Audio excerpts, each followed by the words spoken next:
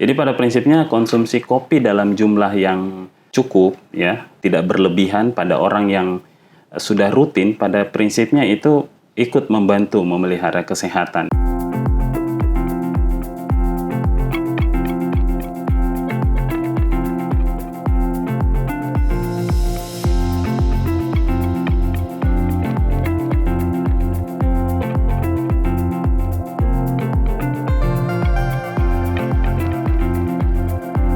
Assalamualaikum warahmatullahi wabarakatuh. Senang sekali saya Ririn Karina dapat kembali menjumpai Anda dalam program Unhas Sehat. Nambah wawasan, jaga kesehatan. Pemirsa, lembur sampai malam.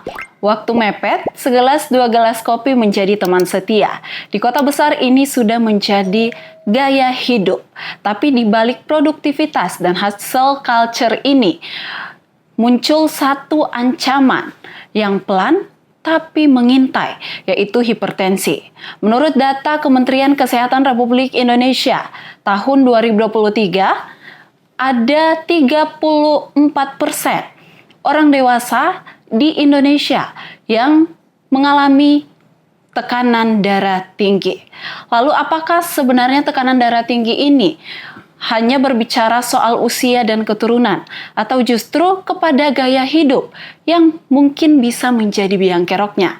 Untuk menjawab pertanyaan-pertanyaan tersebut, telah bergabung bersama kami di studio Unhas TV, salah satu dokter spesialis penyakit dalam, konsultan ginjal dan hipertensi, Dr.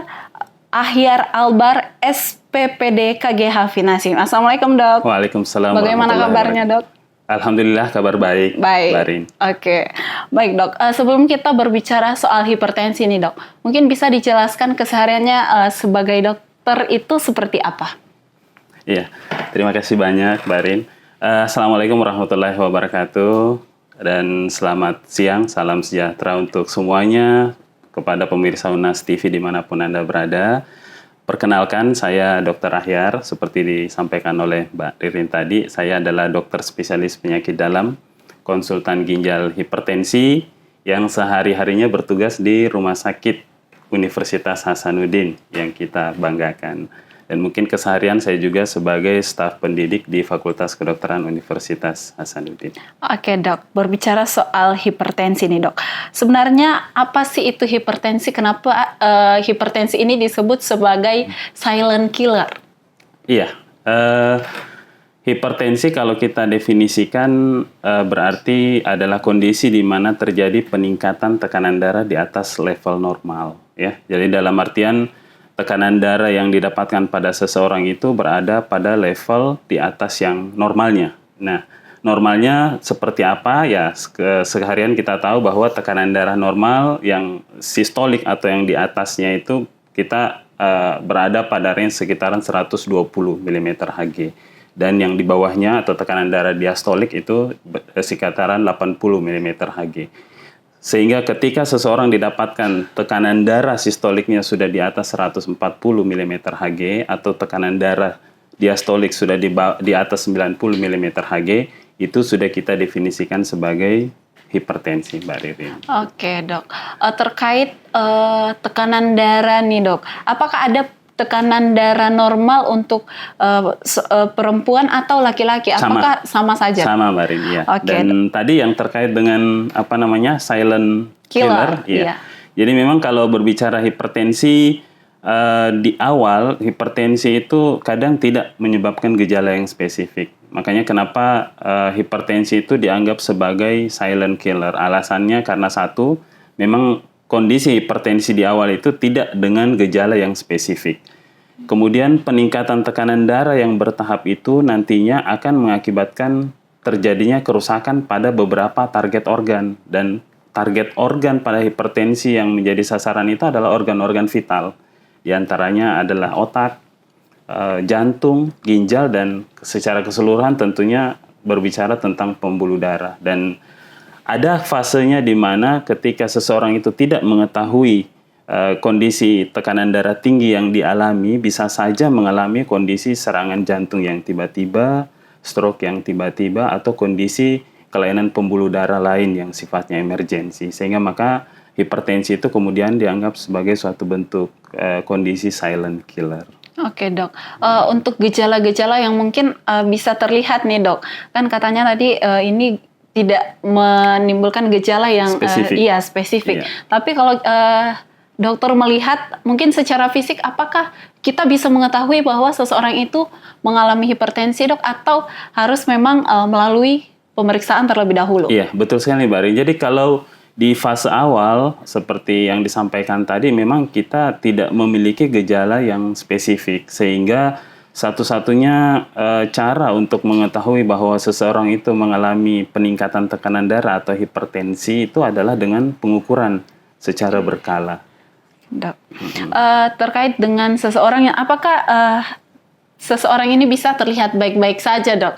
Padahal kalau kita melihat atau mungkin dari segi kesehatannya ini, orang ini tergolong hipertensi. Iya, betul Mbak Ririn. Jadi masalah hipertensi ini kan sebenarnya memang bukan cuma masalah di negara kita, tetapi masalah global di seluruh dunia. Makanya kenapa saking pentingnya kita untuk mendeteksi awal hipertensi itu, setiap tahunnya ada peringatan Hari Hipertensi Sedunia. Itu diperingati setiap tanggal 17 Mei untuk setiap tahunnya, dalam rangka untuk setiap orang itu bisa aware terhadap masalah kesehatan, salah satunya dengan kondisi hipertensi ini. Dan memang untuk di awal sendiri, oleh karena peningkatan tekanan darah itu terjadi secara bertahap dan tanpa belum terjadinya kerusakan target organ vital seperti yang dijelaskan di awal tadi, itu yang kemudian mengakibatkan di awal itu kita tidak mendapatkan gejala yang spesifik. Jadi bisa saja seseorang yang mungkin hipertensi pada tahapan awal itu terlihat seperti orang-orang normal pada umumnya. Tetapi kalau kemudian dilakukan pengukuran tekanan darah, baru kemudian kita dapatkan bahwa orang tersebut memiliki tekanan darah tinggi. Oke dok, tadi sempat dimention bahwa ada tahapannya ya dok, ya, untuk tahapan hipertensi ini.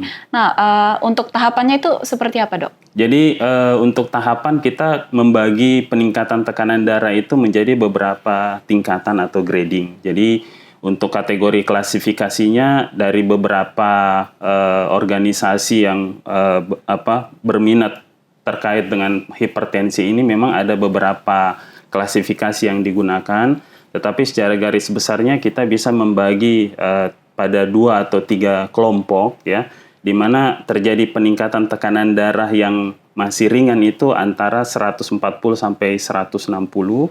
Kemudian ada yang membagi nanti di atas 160 sampai 180, dan di atas 180 itu adalah kondisi di mana peningkatan tekanan darah yang bersifat emergensi. Jadi berdasarkan grading itu nanti kita coba lihat bagaimana peningkatan tekanan darah yang terjadi pada orang tersebut dan bagaimana tata laksananya. Oke dok, dari tahapan-tahapan tersebut tentunya ada faktor-faktor yang mungkin mempengaruhi seseorang bisa mengalami hipertensi. Ya, betul. Nah, kalau boleh tahu dok, ini nih faktor-faktor apa sih sebenarnya yang menyebabkan seseorang itu bisa mengalami hipertensi? Oke. Jadi terkait dengan faktor risiko untuk kejadian hipertensi, memang ada beberapa ya faktor risiko untuk seseorang itu mengalami kejadian hipertensi.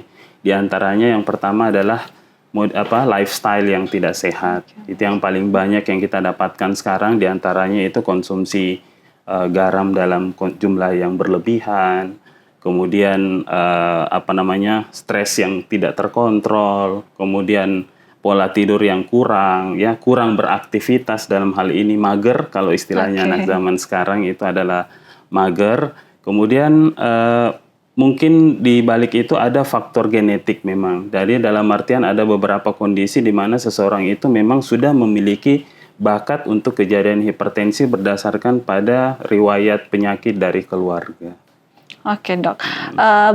Berbicara soal faktor-faktor penyebab nih dok, kita melihat sekarang bahwa ada yang mengatakan bahwa sekarang itu hipertensi bukan hanya menyerang orang tua saja, tetapi betul, anak muda lebih juga rentan untuk mengalami hipertensi. Nah, itu menurut dokter sendiri bagaimana dok? Iya, kalau untuk saat ini memang berdasarkan data survei kesehatan di Indonesia seperti yang Mbak Ririn jelaskan di awal tadi, secara keseluruhan kan sekitar 34% populasi di Indonesia yang umur 18 tahun ke atas itu sudah mengalami hipertensi. Dan menariknya lagi bahwa kejadian hipertensi pada populasi umur 18 sampai 30 tahun itu ternyata sekitar 14,7%.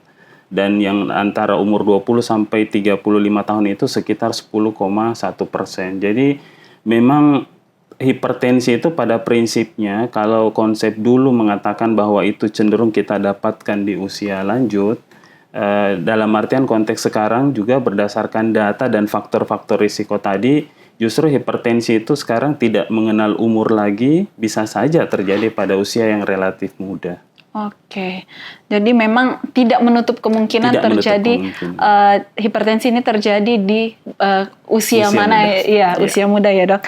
Oke dok, terkait dengan lembur, lembur tiap malam atau stres, apakah ini juga memicu terjadinya hipertensi dok? Iya, betul.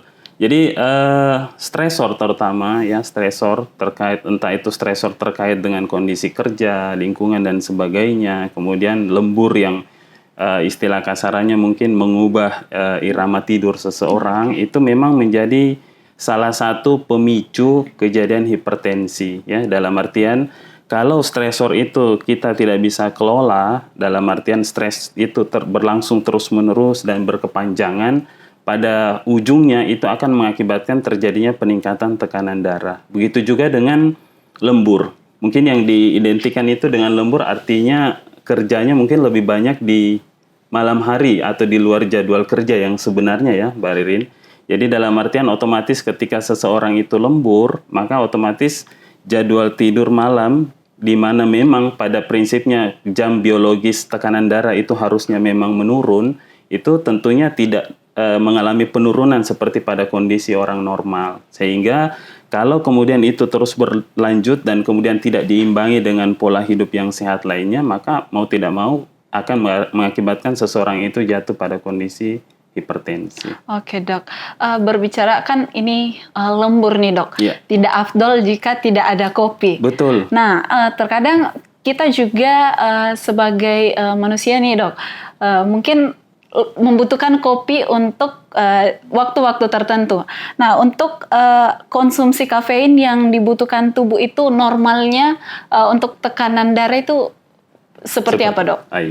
Iya, menarik ya Mbak Rin. Jadi kalau istilah lembur ya tidak afdol kalau tanpa kopi, karena memang pada prinsipnya kopi itu lebih banyak dimanfaatkan orang untuk membuat lebih siaga, ya, membuat mungkin lebih fokus, menghilangkan ngantuk dalam artian ini sehingga bisa bekerja lebih optimal. Sebenarnya untuk konsumsi kopi pada prinsipnya itu tidak serta-merta semuanya berasumsi bahwa konsumsi itu sifatnya negatif ke depan. Tetapi memang pada kasarannya bahwa konsumsi kopi dalam jumlah yang berlebihan itu akan mengakibatkan terjadinya peningkatan tekanan darah. Apalagi kalau jumlahnya banyak atau berlebihan kemudian dikonsumsi dalam setiap hari, hampir setiap hari. Nah, batasan untuk konsumsi kopi pada prinsipnya berdasarkan survei beberapa lembaga kesehatan memang kita membutuhkan sekitar diperbolehkan sekitar maksimal sampai 400 mg. Jadi takarannya kalau mungkin dalam takaran konsumsi itu paling maksimal sekitar 3 sampai 4 gelas per hari dengan takaran sekitar 200 cc ya. Kopi. Itu yang kemudian pada prinsipnya tidak berlebih, tetapi untuk yang memang mau menggunakan kopi di waktu lembur harus memperhatikan beberapa faktor. Di antaranya apakah orang itu sudah masuk pada kondisi prehipertensi sebelumnya, kemudian yang kedua memang dalam kondisi yang cemas atau agitasi yang berlebihan, atau memang pada kondisi-kondisi tertentu di mana sebaiknya penggunaan kopi pada kondisi itu memang lebih baik dihindari. Oke dok, berbicara soal kopi nih dok, ada beberapa orang nih dok, kalau misalnya dia minum kopi, jantungnya langsung berdetak kencang. Betul, kencang. Nah, apakah ini sinyal dari terjadinya hipertensi atau seperti apa dok? Iya, jadi kopi itu konsumsinya memang sangat tergantung dari sensitivitas di setiap orang. Jadi pada orang yang istilah kasarannya mungkin tidak pernah konsumsi kopi, begitu konsumsi kopi ternyata kemudian langsung jantungnya berdetak cepat atau dalam istilah medisnya kita menyebutnya sebagai palpitasi, ya mungkin ada baiknya menghindari penggunaan kopi atau mungkin dosisnya yang dikurangi, ya. Jadi untuk kemudian dia menjadi hipertensi ya tidak serta-merta langsung bisa mengakibatkan kondisi itu, tetapi itu tadi hal yang perlu diperhatikan begitu kita konsumsi kopi dan ternyata konsumsi itu mengakibatkan jantung kita berdetak lebih kencang, itu mau tidak mau otomatis kita harus menghindari hal tersebut. Oke dok, untuk kebiasaan-kebiasaan yang mungkin sering dilakukan oleh seseorang, apakah juga itu berpengaruh kepada terjadinya hipertensi dok? Seperti mungkin makanan cepat saji, mie instan, dan mungkin makanan-makanan lain. Apakah itu juga salah satu pemicu untuk terjadinya hipertensi ini dok? Iya, salah satu kemudahan yang didapat mungkin di zaman sekarang itu adalah semua yang serba cepat, instan, ya, iya. Semua serba instan. Termasuk makanan, bahkan untuk mendapatkannya pun kita tidak harus kemana-mana, cukup mengambil handphone, kemudian memesan, baru kemudian tiba. Jadi istilah kasarannya mungkin dalam konteks makanan cepat saji itu yang harus diwaspadai adalah jumlah garam yang ada di setiap makanan itu, karena memang konten natrium dalam garam yang biasa digunakan untuk pengolahan makanan itu adalah konten yang bisa mengakibatkan terjadinya peningkatan tekanan darah. Belum lagi kemudian mungkin dengan pola yang seperti itu jadinya aktivitas kita menjadi lebih terbatas. Mau tidak mau itu menjadi mungkin salah satu faktor pemicu terjadinya peningkatan tekanan darah kalau kemudian tidak diimbangi dengan pola hidup sehat yang lain. Oke, jadi memang harus diimbangi ya dok dengan pola hidup yang sehat. Nah pemirsa, kita akan lanjut untuk membahas seputar hipertensi. Untuk itu jangan kemana-mana, tetap bersama kami dalam Unhas Sehat.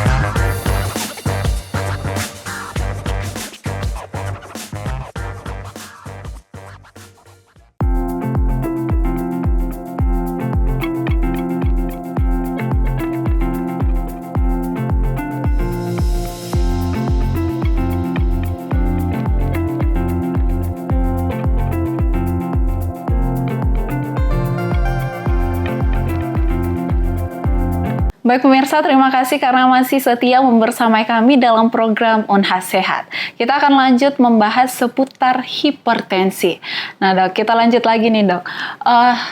Berbicara soal hipertensi, untuk lifestyle nih dok, apakah dari lifestyle yang kurang bagus ini bisa berdampak kepada kita terserang hipertensi ini dok? Iya, betul Mbak Rin. Jadi pada prinsipnya memang lifestyle itu menjadi salah satu pemicu terjadinya hipertensi terkait dengan tadi ya penggunaan makanan cepat saji ya, kemudian kurangnya konsumsi sayuran dan buah-buahan tentunya itu juga menjadi salah satu faktor pemicu terjadinya hipertensi. Kemudian kurang gerak, kurang beraktivitas itu juga menjadi salah satu pemicu terjadinya hipertensi. Jadi memang dengan mengubah lifestyle yang sederhana seperti itu tadi sebenarnya kita sudah bisa membantu untuk melakukan pencegahan terhadap kejadian hipertensi. Oke dok, saya juga penasaran nih dok, untuk dampak yang dihasilkan seseorang yang rutin meminum kopi, apakah juga ini bisa berdampak dan memberikan dampak yang besar bagi kesehatan kita? Iya, jadi pada prinsipnya konsumsi kopi dalam jumlah yang apa istilahnya cukup ya, dalam jumlah yang cukup, tidak berlebihan pada orang yang sudah rutin, pada prinsipnya itu ikut membantu memelihara kesehatan ya, karena memang di fase awal seseorang mengkonsumsi kopi memang akan terjadi peningkatan tekanan darah biasanya ya pada orang yang memang tidak sensitif, kurang sensitif, sehingga peningkatan tekanan darah itu yang kemudian nanti berlangsung secara bertahap kembali ke fase normalnya yang kemudian akan membantu memelihara tekanan darahnya. Jadi memang pada prinsipnya sangat tergantung seperti yang baru ini sampaikan tadi di awal, sensitivitas seseorang. Apakah seseorang itu memang sudah memiliki hipertensi sebelumnya atau tidak, ya? Oke, mungkin dampak negatifnya dok ketika dikonsumsi berlebihan, apakah juga ada mungkin kelainan-kelainan yang bisa ditimbulkan atau mungkin penyakit-penyakit dok? Ya, seperti itu? paling mungkin ya terjadinya peningkatan tekanan darah yang secara tiba-tiba. Oleh karena yang kita tahu konsumsi kafein itu dalam jumlah yang berlebihan itu akan mengakibatkan stimulus sistem saraf dalam tubuh kita yang kita kenal dengan sistem saraf simpatis, dan itu akan mengakibatkan terjadinya peningkatan detak jantung yang berlebihan, kemudian kelainan pada pembuluh darah yang bisa mengakibatkan terjadinya peningkatan tekanan darah. Oke, menarik ya dok. Oke dok, kita lanjut terkait dengan orang-orang yang mungkin sudah terdiagnosis hipertensi dok. Apakah orang ini harus langsung minum obat atau ada hal-hal lain dulu atau prosedur-prosedur yang harus dilewati terlebih dahulu dok? Iya, yang paling penting sebenarnya pada saat seseorang itu di awal terdiagnosis hipertensi Mbak Rin. Jadi kalau kami sendiri memang pada prinsipnya mengacu bahwa diagnosis hipertensi di fase awal itu terutama pada kelompok yang memang belum memiliki dalam tanda kutip tidak pernah minum obat hipertensi sebelumnya, tidak ada riwayat hipertensi sebelumnya, itu harus hati-hati untuk mendiagnosisnya. Kenapa? Karena banyak sekali faktor memang yang bisa mempengaruhi pengukuran tekanan darah seseorang, termasuk tadi ya, mungkin konsumsi kopi, mungkin 30 menit sebelum konsumsi kopi terus dilakukan pengukuran tekanan darah, atau mungkin setelah konsumsi obat-obatan kemudian dilakukan pengukuran tekanan darah, sehingga di fase awal untuk mendiagnosis hipertensi itulah yang menjadi krusial. Nah, kalau memang ternyata seseorang itu sudah didiagnosis hipertensi, mau tidak mau maka harus dilakukan terapi dengan non-farmakologi dan farmakologi. Nah, terkait dengan penggunaan obat-obatan hipertensi pada prinsipnya mungkin sama dengan slogan kita ya, sekali merdeka tetap merdeka, sekali hipertensi tetap hipertensi. Dalam artian jika seseorang itu memang sudah terdiagnosis hipertensi, pada prinsipnya itu tidak bisa disembuhkan tetapi dapat dikontrol. Nah, sahabat sehat Unhas sekalian, penggunaan obat antihipertensi pada prinsipnya tidak ada yang merusak ginjal atau merusak organ lain. Justru pada orang yang memang sudah hipertensi harus menggunakan obat antihipertensi, maka obat itulah yang kemudian membantu mengontrol tekanan darahnya sehingga mencegah kerusakan target organ-organ vital. Oke dok, selain minum obat nih dok sama terapi tadi, apakah ada cara lain untuk bisa mengobati hipertensi ini dok? Cara lain tetap dengan modifikasi lifestyle dan pola hidup sehat yang lainnya. Jadi memang tidak sejalan dengan obat-obatan tok saja, tetapi modifikasi lifestyle dalam artian pengaturan pola makan yang sehat, restriksi terhadap konsumsi garam, konsumsi buah-buahan dan sayuran yang cukup, serta aktivitas fisik itu sebenarnya sangat membantu untuk bisa menurunkan tekanan darah dan membantu untuk mengurangi jumlah obat ataupun jumlah dosis obat yang kita gunakan untuk pasien-pasien yang memang sudah hipertensi. Oke dok, jadi memang semuanya simultan. Iya. Oke dok.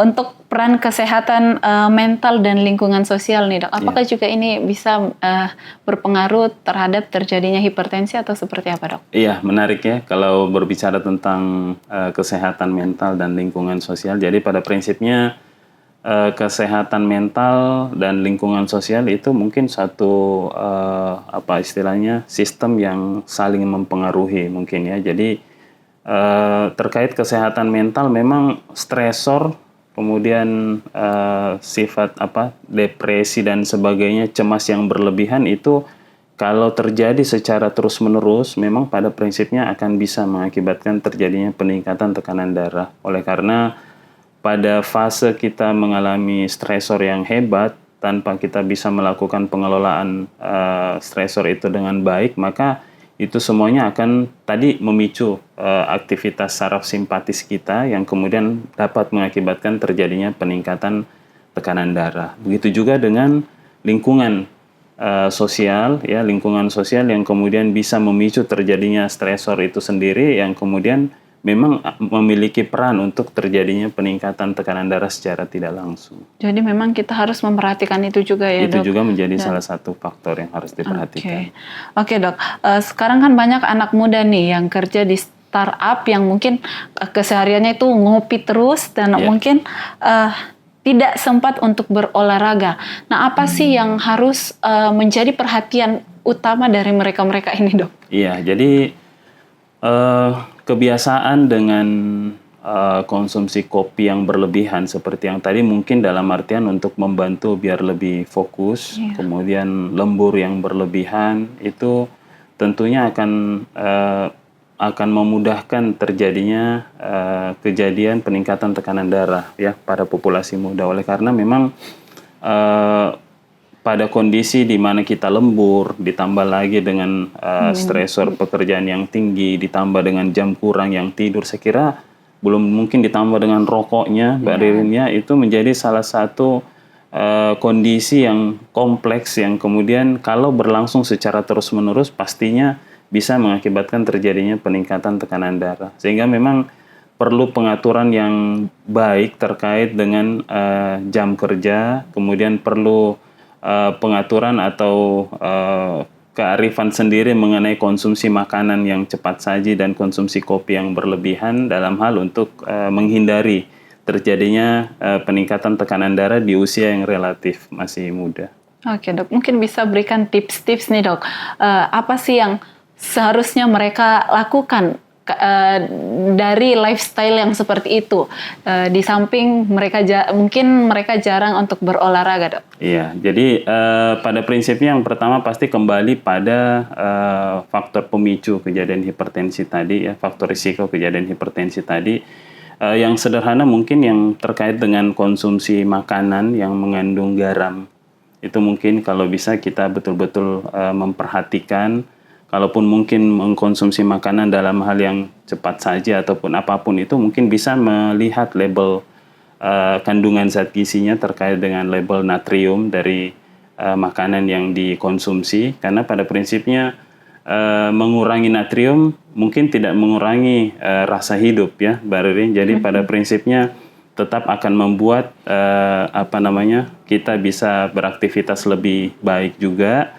Kemudian terkait dengan aktivitas fisik ya pada prinsipnya itu adalah hal yang mungkin sifatnya sederhana, tetapi secara fisiologi dalam dunia kedokteran itu juga menjadi salah satu modalitas kita untuk membantu penurunan tekanan darah. Dan yang mungkin yang lain terkait dengan pengelolaan stres yang terkait dengan mungkin beban kerja, beban kuliah dan sebagainya, itu menjadi salah satu perhatian juga, oleh karena stresor yang berkepanjangan itu memang menjadi salah satu pemicu kejadian hipertensi. Jadi mungkin untuk yang stresor di tingkat di lingkungan kerjanya agak tinggi ya mungkin nanti lebih banyak istilahnya menyempatkan diri untuk relaksasi ya, ataupun mungkin untuk istilah kasarannya dalam tanda kutip untuk refreshing.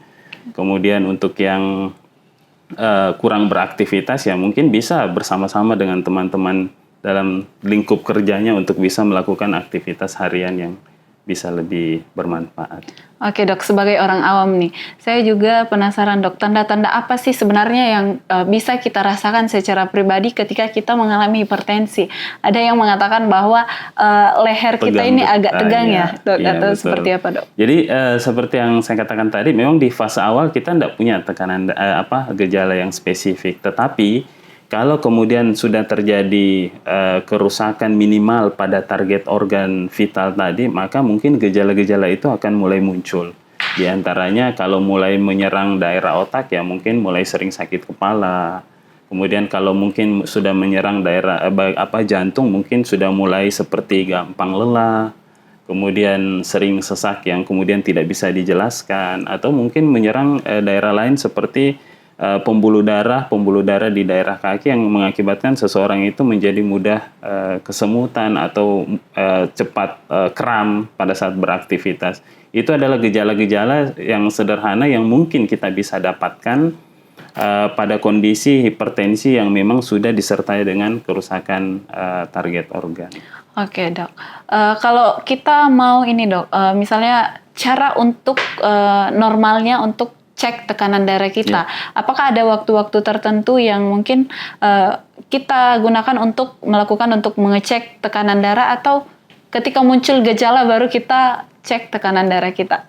Iya, salah satu metode yang paling sederhana sebenarnya, yang terutama pada kondisi yang asimptomatik ya tanpa gejala itu, maka memang paling ideal kita melakukan yang namanya screening. Jadi screening itu untuk usia yang relatif muda bisa dilakukan screening berkala.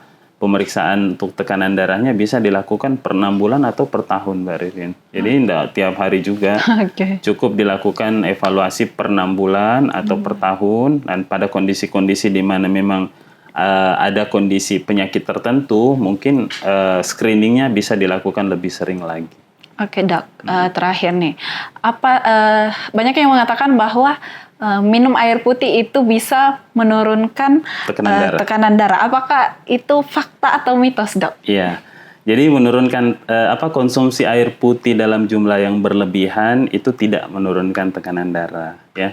Jadi konsumsi air putih yang cukup pada prinsipnya itu akan membantu organ kita, terutama ginjal, sehingga bisa mengatur tekanan darah pada level normal. Jadi kalau kita konsumsi air putihnya kurang, maka ginjal itu akan merespon kekurangan cairan dan menahan lebih banyak air, sehingga tekanan darah mungkin bisa meningkat. Jadi memang konsumsi air putih itu pada prinsipnya tidak secara langsung menurunkan tekanan darah, ya, tidak memiliki efek seperti penggunaan obat-obatan dalam hal menurunkan tekanan darah. Tetapi dengan mengkonsumsi air putih dalam jumlah yang cukup, itu akan membantu menjaga ginjal, meregulasi cairan dalam tubuh kita sehingga tekanan darah kita bisa bertahan pada level yang normal. Oke, Dok. Ya. Mungkin bisa berikan pesan untuk anak-anak muda. Bagaimana sih mereka agar bisa tetap sehat di tengah gaya hidup yang serba cepat dan tekanan hidup yang makin tinggi ini, Dok? Iya. Jadi untuk kaula muda sekalian, pada prinsipnya hipertensi adalah kondisi yang tidak bergejala tetapi dapat kita cegah. Pencegahannya dapat dilakukan dengan apa? Dengan melakukan gaya hidup sehat. Gaya hidup sehat itu dalam hal menjaga konsumsi makanan kita dalam hal konsumsi makanan yang sehat, kemudian melakukan aktivitas fisik yang cukup, ya. Aktivitas fisik itu kalau tidak bisa dilakukan setiap hari, cukup dilakukan 4 kali seminggu, tetapi dilakukan secara rutin, ya. Dan kemudian melakukan pengelolaan stres terhadap pekerjaan atau apapun itu secara bijak. Oke, baik, Dok. Pemirsa, lembur bukan dosa dan kopi bukan musuh. Tapi semua yang berlebihan apalagi tanpa diimbangi dengan kesadaran diri ini bisa menjadi bumerang bagi diri kita sendiri. Hipertensi bukan soal cuma angka yang tertera di alat tensi, tetapi bagaimana kita memberi jeda, menjaga pola, dan mengerti sinyal tubuh. Jangan tunggu sakit untuk mulai peduli. Untuk itu kami ucapkan terima kasih banyak kepada Dr. Akhyar atas waktunya. berbincang dan kesempatannya untuk sharing bersama kami di dalam program Unhas Sehat kali ini. Dan tak lupa kami juga mengucapkan terima kasih banyak kepada seluruh pemirsa Unhas TV dimanapun Anda berada yang telah setia menyaksikan program dari Unhas TV. Dan jangan lupa untuk terus menyaksikan program-program menarik lainnya dari Unhas TV hanya di YouTube channel Unhas TV. Akhir kata, saya Andra Ririn Karina mewakili seluruh kru yang bertugas. Pamit undur diri dan sampai jumpa di Unhas Sehat berikutnya.